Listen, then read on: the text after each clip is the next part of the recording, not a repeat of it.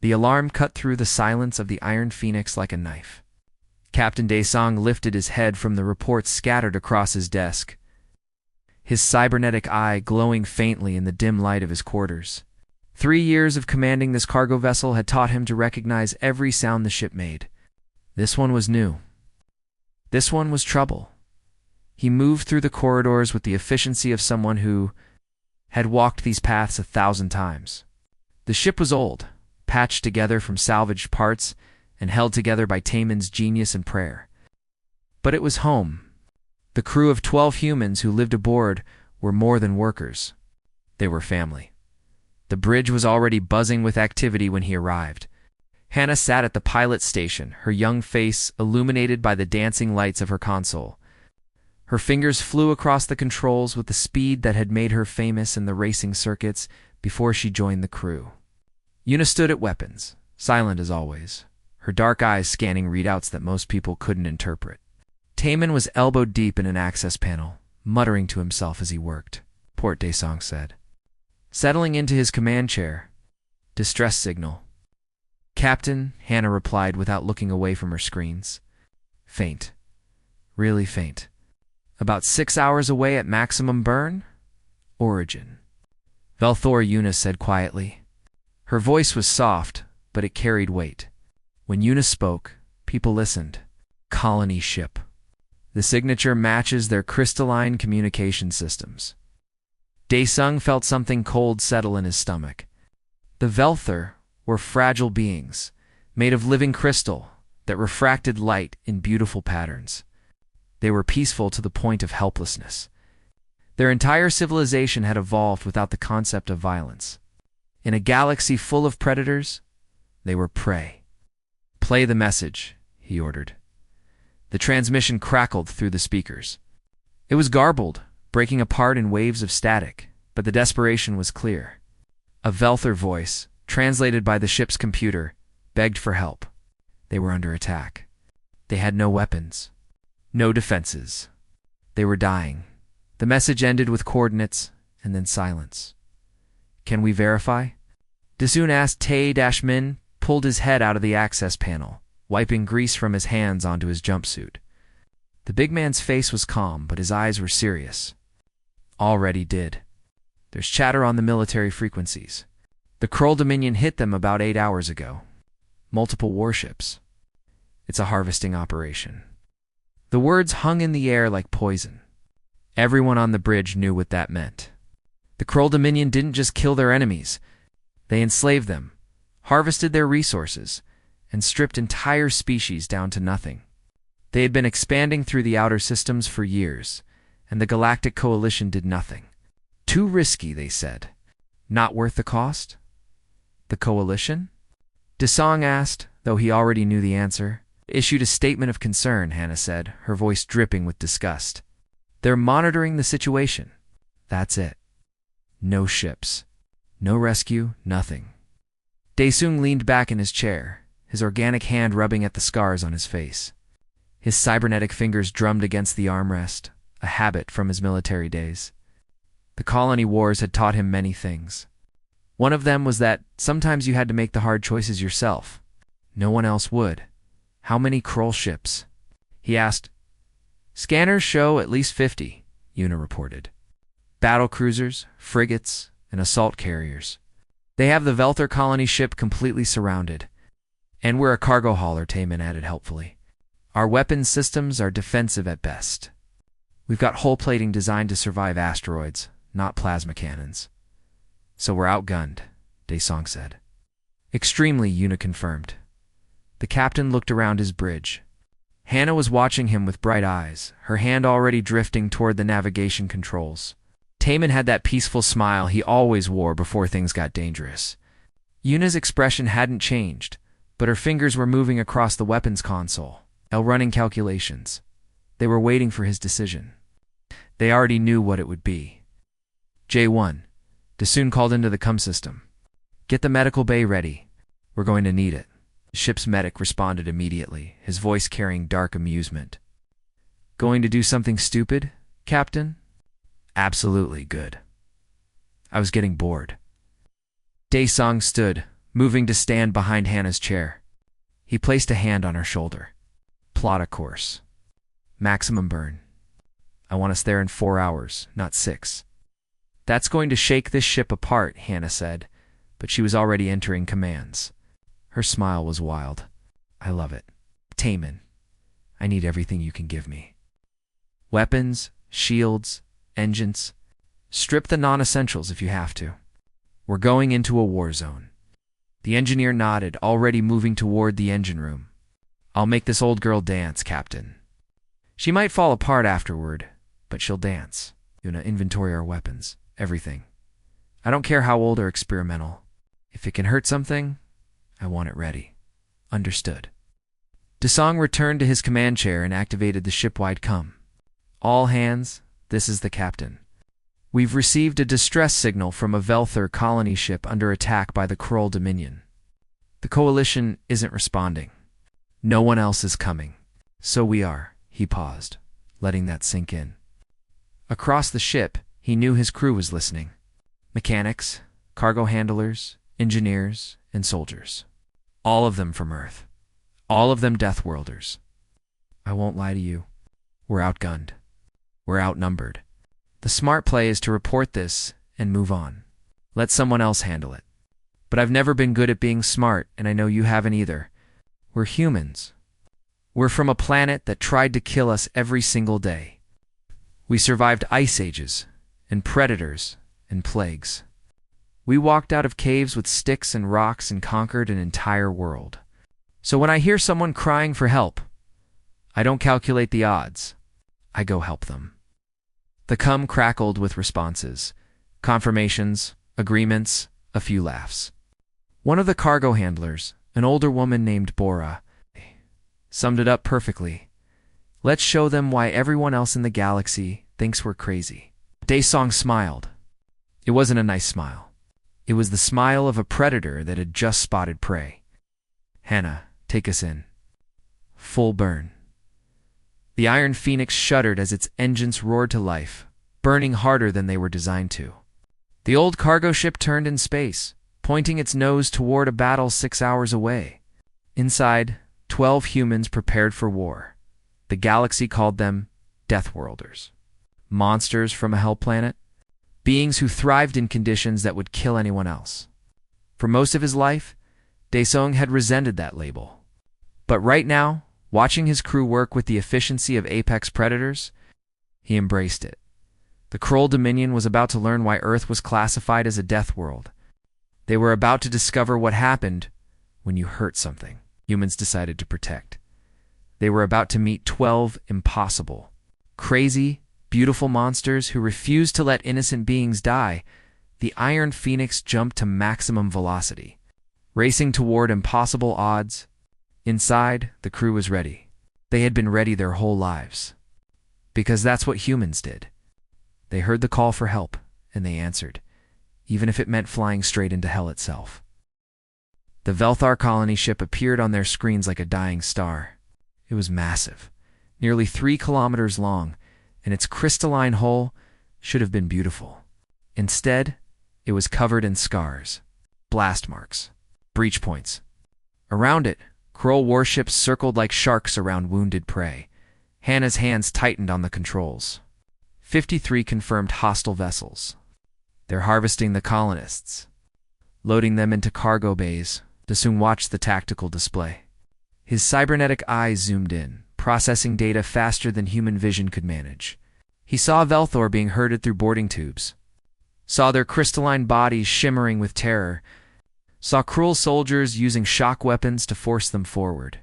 Something cold and hard settled in his chest. It wasn't anger. Anger was hot and quick. This was something older, something that came from the deepest part of human evolution. The part that remembered being prey, the part that learned to fight back. Taman's status, he said quietly. The engineer's voice came through the comm, slightly out of breath. I've rerouted everything I can. Shields are at 130% of normal capacity. Won't last long under sustained fire, but they'll hold for a bit. Weapons are charged. And Captain? I did something creative with the cargo bay. Define creative. We're carrying 40,000 tons of raw ore. I've overloaded the magnetic containment systems. When we release it, the magnetic pulse will scatter the ore at high velocity. It'll be like a giant shotgun blast. Desung smiled. Taemin's version of creative usually involved things exploding. How many uses? 1, maybe 2 if we're lucky. Then the system burns out. Make the first one count. Yuna looked up from her console. I've identified the command ship, Kroll battlecruiser, center of their formation. If we take out their communications array, we can disrupt their coordination for approximately 4 minutes. Psst, 4 minutes. Desong ran the calculations in his head. 4 minutes of chaos in a fleet of 53 ships. Most commanders would say it wasn't enough. But most commanders weren't human. Hannah, you remember the Mars run? The young pilot grinned, her eyes lighting up.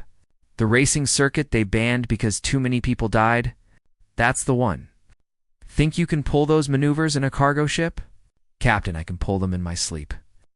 Daesung activated the ship-wide comm. All hands, brace for combat maneuvers. This is going to get rough. He switched to a narrow beam transmission, aiming it at the Kroll command ship. Kroll battlecruiser. This is the human vessel Iron Phoenix.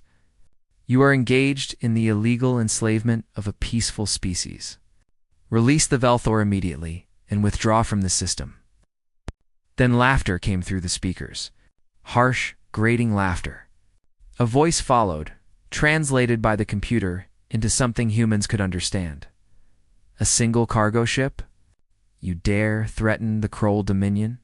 You are either brave or stupid human. Both, Daesung replied. It's kind of our thing. Last chance. Let them go. More laughter. We will add your ship to our harvest. Your crew will make excellent slaves. Daesung cut the transmission. He looked at his crew. Hannah was ready, her whole body coiled like a spring. Yuna's finger hovered over the firing controls. Taemin's voice came through the comm, humming an old Earth song. Hannah Daesung said softly, "Show them what a Deathworlder can do." The Iron Phoenix moved. It wasn't the smooth, calculated movement of a military vessel. It was wild, impossible, and absolutely insane. Hannah threw the cargo ship into a trajectory that would kill most organic beings. The G-forces would have liquefied a Velthor, would have crushed a Kroll. But humans had evolved on a planet with heavy gravity. Their bodies could take punishment that would destroy other species. The ship dove through the Kroll formation, threading between vessels at speeds that made the proximity alarms scream. Hannah's fingers danced across the controls, her reflexes pushing the limits of human capability. She dodged incoming fire by microseconds, spinning the ship in ways its designers never intended. "Yuna, you're up," Daesung called out. The weapons officer fired. Her shots were precise, surgical. She didn't aim for hulls or shields. She aimed for the communications arrays on the command ship. 3 shots, 3 hits. The Kroll battlecruiser went dark, its ability to coordinate the fleet severed. Taemin released the cargo. With pleasure, Captain Magnetic Containment failed explosively. 40,000 tons of raw ore erupted from the Iron Phoenix's cargo bay. Propelled by magnetic force and the ship's velocity, the metal shrapnel spread out like a deadly cloud, moving at incredible speed. 3 Kroll frigates flew directly into the cloud. Their shields, designed to stop energy weapons, were useless against physical projectiles moving at such velocity. The ore tore through their hulls like paper. Explosions bloomed in the darkness of space. The Kroll fleet reacted, but without coordination, they reacted poorly. Ships collided with each other, trying to avoid the debris. Fire patterns overlapped, wasting ammunition on empty space. In the chaos, the Iron Phoenix circled back, using the confusion as cover.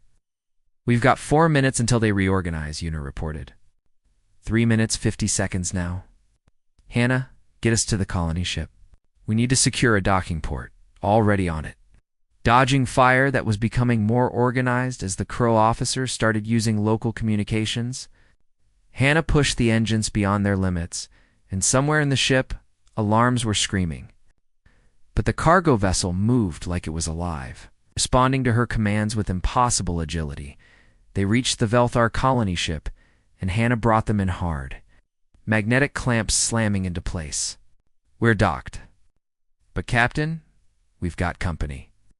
On the screens, a Krull destroyer was moving to intercept. It was smaller than their battlecruiser, but still carried enough firepower to reduce the Iron Phoenix to atoms. Jawan Desun called. "You ready?" The medic's voice came back cheerful. "Got your crazy idea prepped and ready, Captain. I still think you're insane, but I made it work. That's why I keep you around. Yuna, target that destroyer. Use the medical package.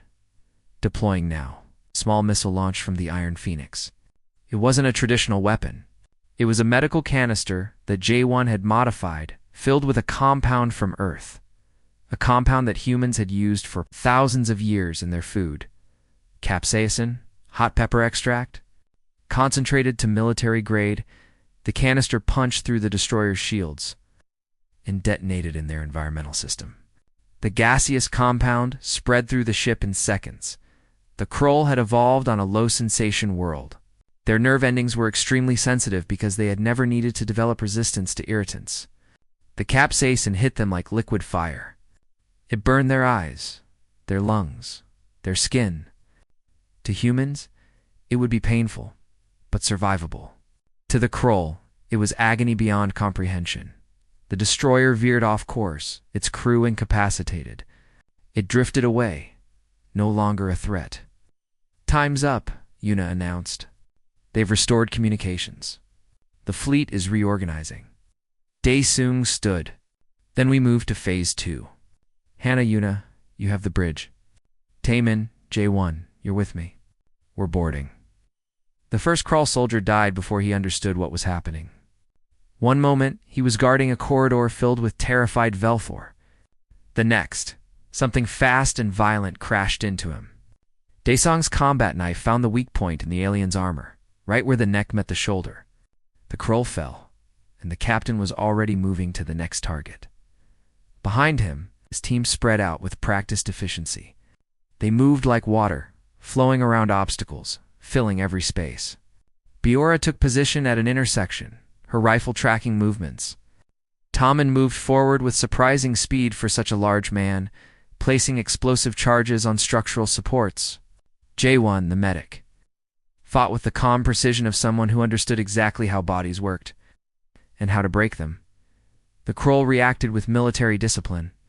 They formed defensive positions, brought up heavy weapons, and called for reinforcements.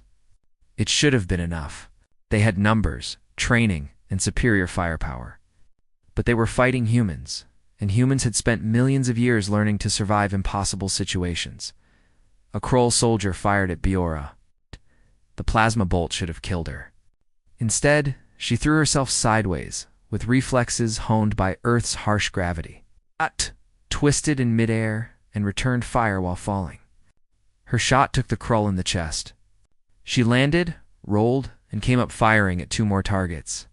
"Velthar civilians, 15 meters ahead," she called out. "They're trapped behind a barricade."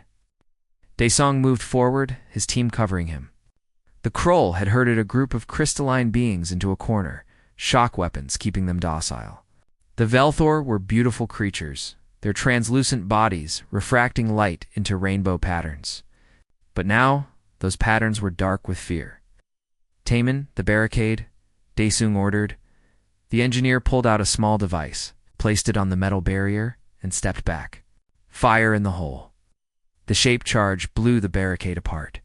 The Krull guards behind it scrambled for weapons, but the humans were faster. 3 quick shots from Daesung's team, and the guards fell. The Velthar cowered, their crystalline forms shaking. They had no concept of violence until today. Watching combat was traumatic for their peaceful minds. Daesung removed his helmet, showing them his who. "Man face, we're here to help. Come with us. Quickly." The Velthar didn't move. They were paralyzed by fear and confusion. Daesung cursed softly and activated his come. "J1, I need you up front. They're too scared to move." The medic appeared, already removing his helmet. His face was gentle despite the blood and dirt smeared across it. He knelt down in front of the nearest Velthor, a small being whose light patterns were flickering erratically. "Hey there," Jaewon said softly, his voice warm. "I know this is scary. I know you've never seen anything like this, but I promise you, we're the good guys. Well, mostly good. We're definitely on your side." The Velthor's light patterns slowed slightly, confusion replacing pure terror. Jaewon smiled and started humming. It was an old Earth song, something from centuries ago. A lullaby. His hands moved gently, checking the Velthor for injuries with practiced care. "You're okay. It's just some cracks here, nothing serious. We'll get you fixed up. First, we need to get you to safety. Can you walk?" The small Velthor's light flickered in a pattern that the translator in Daesung's suit interpreted as a cautious yes. "Good. Stay close to me. I'll keep you safe." One by one, the Velthor began to move, following Jaewon. The medic continued humming, continued talking in that gentle voice, and somehow, in the middle of a war zone, he made them feel safe. "This is why we need you," Daesung muttered, watching. "You make us seem almost civilized." "Someone has to," Jaewon replied, not stopping his work. "We're all terrible at the gentle approach." An explosion rocked the corridor. More Krull reinforcements were coming. Heavy combat troops armored and carrying weapons designed to destroy hardened positions. As the kind of soldiers who had crushed rebellions across the galaxy, Biora checked her ammunition. "We can't hold this position for long." "We don't need long," Daesung replied. "Just long enough." He activated his cum. "Hannah, status on the evacuation pods?" The pilot's voice came back, tense with concentration. "Working on it." Krull locked down the pod bay controls. "Yuna's trying to bypass, but it's going to take time." "How much time?" 5 minutes minimum." Daesung looked at the approaching Krull forces, then at the frightened Velthor, then at his team. 5 minutes. They had to hold for 5 minutes against an army. "Taemin," he said, "remember that crazy idea you had about the gravity generators?" The engineer's face lit up. "The one you said was too dangerous and completely insane?" "That's the one. Do it." Taemin laughed and pulled out his portable toolkit. "This is going to be amazing, or we're all going to die. Preferably the first option." The big man went to work on an access panel, his fingers flying through the ship's systems. The Velthor colony ship used artificial gravity generators, standard on all large vessels. They created Earth-normal gravity throughout the ship. But Taemin wasn't interested in normal. He was interested in creative. "Give me 3 minutes," he said. "You have to." "Even better. Pressure makes me work faster." The Krull heavy troops reached their position. They opened fire with everything they had. Plasma bolts, explosive rounds, and energy beams filled the corridor. The humans took cover, returning fire when they could, but they were being pushed back. One of the cargo handlers, a young man named Kiho, took a plasma bolt to the shoulder. He went down hard, his armor smoking. Jaewon was there in seconds, his medkit already open. "I'm fine," Kiho gasped through clenched teeth. "You're really not," Jaewon replied, injecting him with combat stimulants. "But you will be. Humans are good at not dying when we should." The young man laughed despite the pain. "We're good at a lot of stupid things. That's why we're winning." Daesung fired controlled bursts, conserving ammunition. The Krull were advancing, their heavy armor absorbing hits that would have killed unarmored troops. "Taemin," he called out, "please tell me you're done." "It's almost. Got it.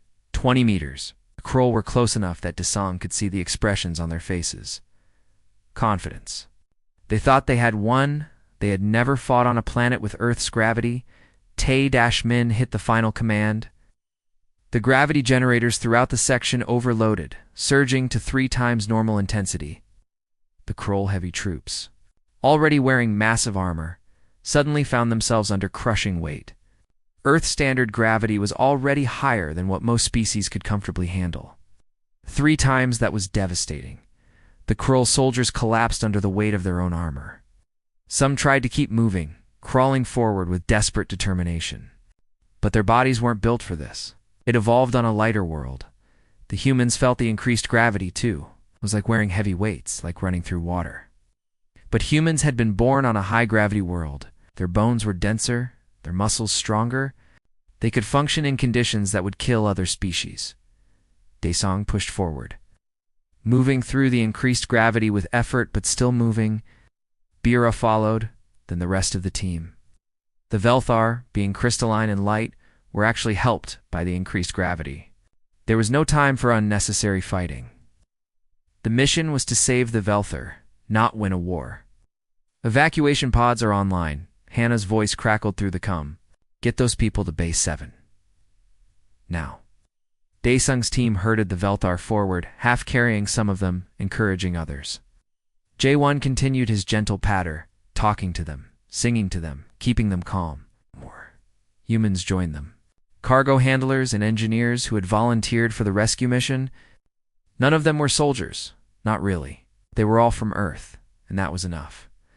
They reached the pod bay as more Krull forces arrived. The humans formed a defensive line, buying time for the Velthor to board the escape pods. They fired until their weapons overheated. They held their ground until the last crystalline refugee was safely aboard. Everyone's loaded, Biora shouted. We need to go now. Daesong backed toward the pods, still firing. His team retreated in stages, covering each other. It was that kind of tactical movement that required trust and training. They had both. The last human stepped into the pod.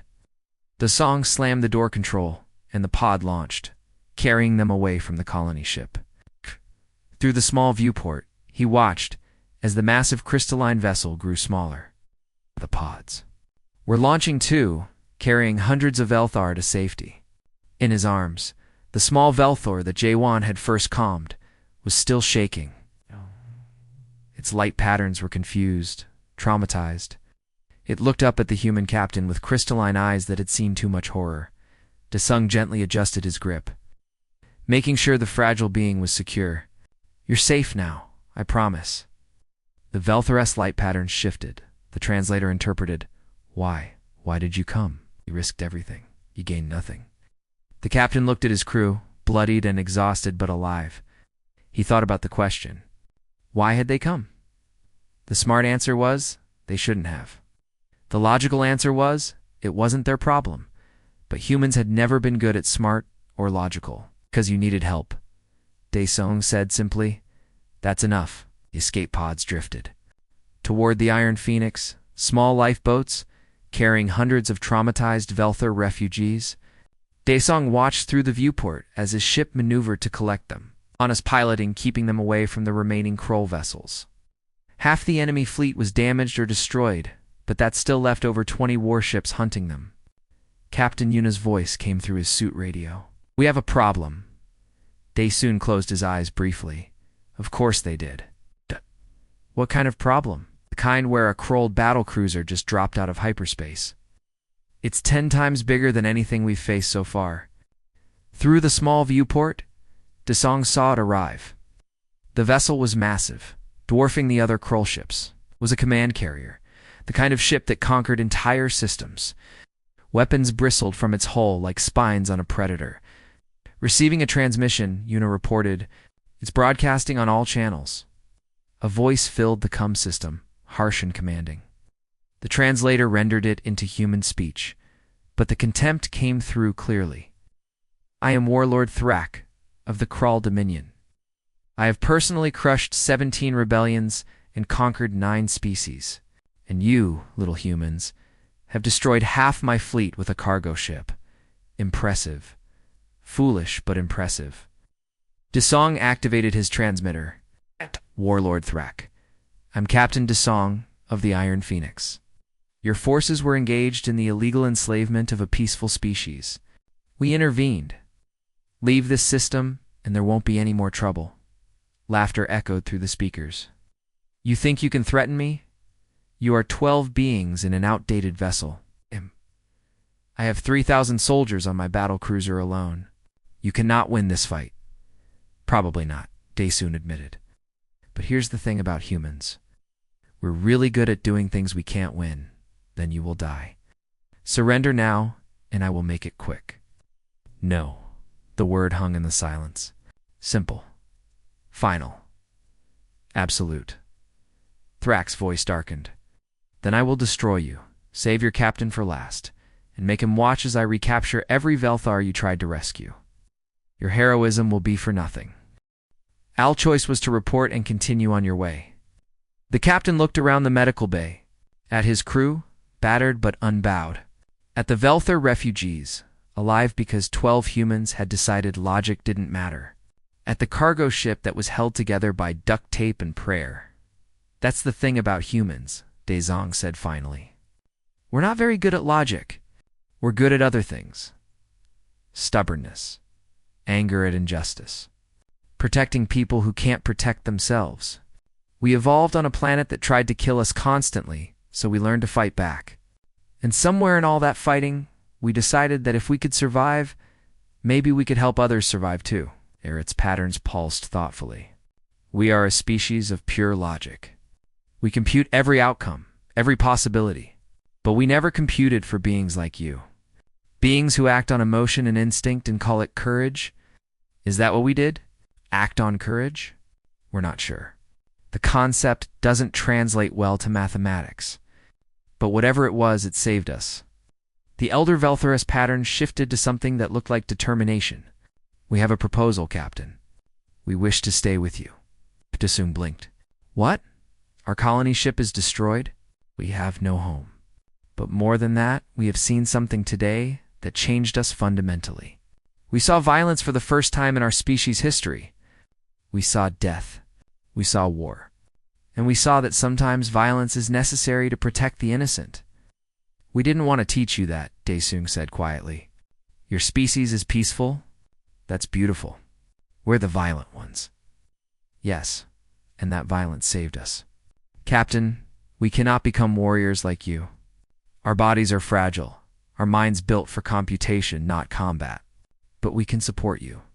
Our calculations made your ship 50 times more effective in battle. Imagine what we could do with more time, more integration, more cooperation.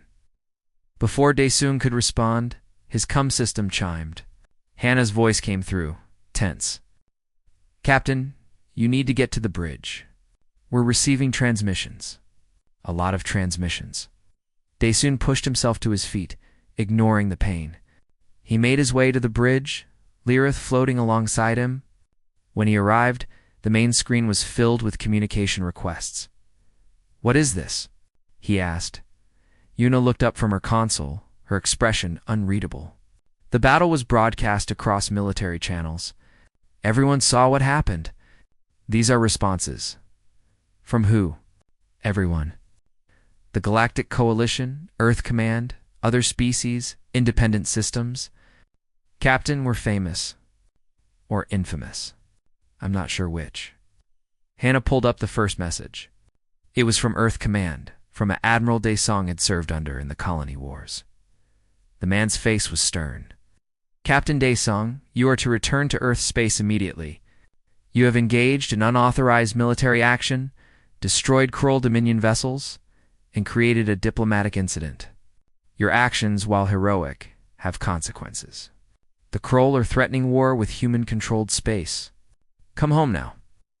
The next message was from the Galactic Coalition, a representative of multiple species speaking in the careful, diplomatic language that meant nothing and everything. The Coalition acknowledges the unfortunate situation involving the Velthor colony ship. While we appreciate the humanitarian gesture by the human vessel Iron Phoenix, we must stress that such unilateral action destabilizes the careful balance of power in the galaxy. We request that Captain Daesong cease all military activities and submit to Coalition authority for debriefing. Daesong snorted. They let the Velthar die, but now they're concerned about balance of power. There's more, Hannah said. She pulled up another message. This one was from a species Daesong didn't recognize. Insectoid beings with multiple limbs and compound eyes. We are the Mathari. The Krull Dominion destroyed our homeworld 3 years ago. The Coalition did nothing. We heard what you did today. We heard that humans answered a distress call when no one else would. We are sending the coordinates of our refugee fleet. We need help. Will you come? More messages appeared. The Granite Collective's silicon-based beings who had been strip-mined by the Krull. The Swift Flight. Avian creatures whose nesting grounds had been seized. Species after species, all with the same message. The coalition had abandoned them. Would the humans help? "This is bigger than us," Una said quietly. "This is political. This is galactic. Captain, we're just a cargo crew. We're not equipped to handle this." Desong looked at the messages, dozens of them now, from species crying out for help. Then he looked at his crew. Exhausted, injured, but still standing. Still ready. "You're right," he said. "We're not equipped to handle this. We're just 12 people in a broken ship. But we're also the only ones who answered the call today." Amin's voice came through the cum from the engine room. "Captain, I've been listening in. I've got an idea. It's crazy, but most of my ideas are, go ahead, we'll rebuild. Not just the Iron Phoenix, but something bigger. We take this cargo ship and we turn it into something new. A ship designed for rescue and protection. And we don't do it alone. The Velthair want to help. Maybe these other species too. We build something that the galaxy has never seen before. A crew of Deathworlders and the people they protect working together." Lyrith's light patterns pulsed excitedly. "We can calculate the optimal design. We can process thousands of engineering solutions in minutes. With human creativity and Velthair computation, we could create something revolutionary. And what do we call this thing?" Hannah asked. Desong thought for a moment. "The Terran Vanguard. Because we're the first. The ones who go ahead and clear the path for others." "Earth Command won't like it," Una pointed out. "No, they won't. But here's the thing. Earth Command is light years away. By the time they send orders, we'll be answering another distress call. We'll keep moving, keep helping, keep being a thorn in the side of anyone who thinks the weak are easy prey." Biora entered the bridge, limping slightly but grinning. "I heard the plan through the cum. Amen. I didn't survive the colony wars just to haul cargo the rest of my life." One by one, the crew voiced their agreement. They were tired. They were injured. They were facing opposition from their own government and the entire galactic political structure. But they were also human, and humans had a long history of doing things everyone said were impossible. "All right," Daesun said. "Hannah, send a response to the Mothari. Tell them we're coming. Taemin, start working with the Velthar on the new ship design. Una, inventory what weapons we have left and what we'll need. Everyone else, get some rest. We've got a lot of work ahead of us," Captain Lyrith said. "Once word spreads of what you're doing, more species will reach out. The Krull will come for you with everything they have. The Coalition will try to stop you. You will have enemies everywhere," Good Daesun replied. "Let them come. Let them try. Because they're going to learn the same lesson the Krull learned today. When you hurt innocent beings, when you enslave and destroy and prey on the weak, humans hear about it. And when humans hear about it, we come for you." Hana was already plotting coordinates to the Mothari fleet. 8 to 6 hours. "Should I plot a direct course?" "No, make it 5 hours. Maximum burn. That's going to stress the engines. The engines will hold. They're human-made. They're stubborn like us." As the Iron Phoenix turned toward its next destination, messages continued to flood in. Distress calls. Cries for help. Species that had given up hope suddenly finding it again in the form of 12 Deathworlders who refused to leave people behind in the medical bay. J1 was teaching a young Velthor how to treat injuries. The key is to stay calm. Humans are tough, but we're not invincible. We bleed, we hurt, we break, but we heal too. That's our real strength. We take damage that should kill us, and we come back from it. The Velthor's light patterns showed confusion. Why? Why not simply avoid damage? Because sometimes you can't avoid it. Sometimes you have to walk into the fire to save someone. And humans decided a long time ago that saving others is worth the scars. On the bridge, Daesung pulled up a communication link. He knew it would be recorded. Knew it would spread across the galaxy.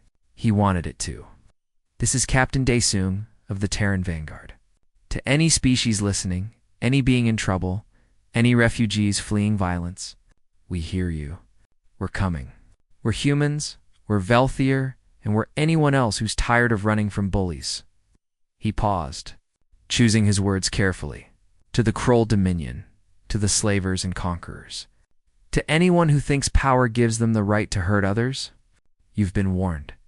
When Deathworlders hear a distress call, we answer. And when we answer, hell comes with us." The message broadcast across every channel, every frequency. It would reach the Coalition, Earth Command, the Krull, and every species between them.